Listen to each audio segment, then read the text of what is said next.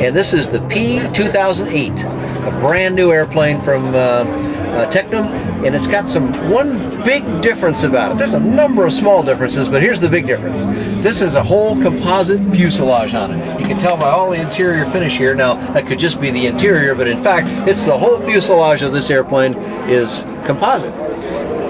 Tecnam has always been an all-metal company, so what are they doing building out a composite now? They have a change of heart or what? No, the truth is they bought CAG, Composite Aircraft Group, in Spain, which was the maker of the Toxo, which we saw one of in this country. There's only ever been one Toxo brought to the U.S., and there won't be any more, because they bought that company now, and their idea was not to make that airplane, but to acquire the technology and the knowledge about composite. So this has an all-metal wing and an all-composite fuselage, and really, in a lot of ways, that's just about the perfect combination for a lot of people. Wings are where you sometimes get damage in hangars, and a metal wing is easy to fix, and lots of people around the country can do so. The composite fuselage gives it the gorgeous lines of this thing. When we pull away and have a look at it with the camera, this is just one of the prettiest LSA I've seen. The exterior, the way they've done with the black around the windows, just looks like it's going fast, sitting still. That's always a nice thing to say about an airplane. So let's have a look at it then. What type of control system we're using on it?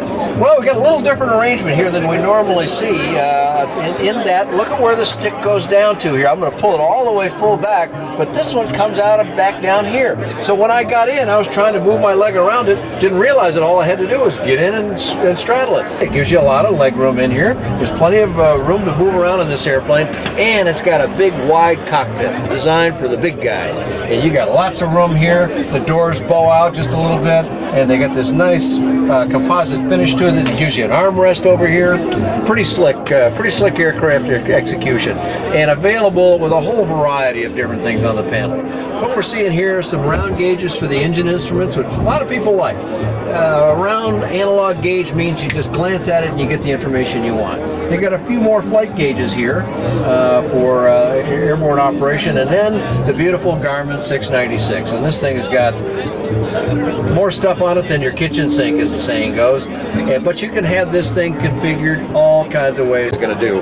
But you know what? That's all the nuts and bolts part. What I like is just how sexy this airplane looks. This has got Italian beauty all over it. And it looks like it's fairly comfortable too. I mean, you're sitting back there, and we've been doing the interview now for 10 minutes, and you're still haven't had to move or anything. You haven't seen me squirm at all. The seats adjust. If you come down here with your camera, you can see this one's all the way back. I mean, I don't know how tall you got to be to want it back there. I went and slid it forward, so you just move that bar forward, slide it up. Look how close that gets. That has got to be about, I don't know, a foot of adjustment. So that'll handle probably a guy, I don't know, Paulo, the head of the company over in Italy. He's a big, tall guy, probably close to 6'4", 6'6". I'll bet you he fits in here easily. And a little guy like me fits in here. It's a very comfortable airplane. I like this thing.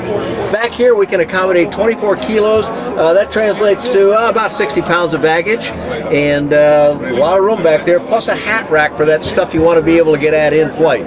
So just a simple thing to reach back here and you can grab some stuff, and you can't see it back there, but that's all nicely padded so things aren't going to travel around so much on you. Now, control system wise again, Dan, how the flaps on the airplane? They use electric flaps here. So right here we've got a nice, I'll pull the stick back a little bit, don't want to get it in your camera there, but here's the flap control, and that'll, so it's all electric flap. The rudder pedals down on the floor, it's all kind of black down there, it might be a little hard to see, but it's dual rudder pedals, toe brakes on both sides. This has a caster ring nose wheel, so in order to steer this you'll need the toe brakes, but there's a lot of airplanes that use that, including many GA airplanes. Just a few minutes to get used to using brakes for steering, and then the nose wheel just casters around and follows. But you know, that's why you maneuver around on the ramp.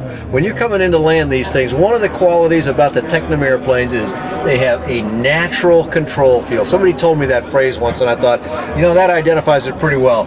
You're not all spring-loaded and other things that kind of get in the way of your control of the airplane. It just feels right away. And throttle location there? They got a nice little center quadrant here. You got throttle and choke, throttle on the left side, so it's easy. I won't advance it here with people standing around just in case. And choke on the left side.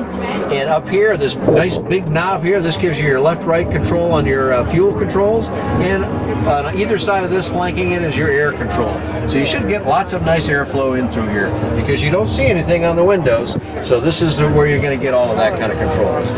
And all the switches, easy reach, even to the other side, everything here. I'm leaning forward a couple of inches, not much. I can reach everything I need in this airplane very easily. And how's the visibility from looking out the nose and stuff? Great visibility out of the front. This big, it looks like a big wide screen because it's got this sort of wraparound quality to it. That looks good.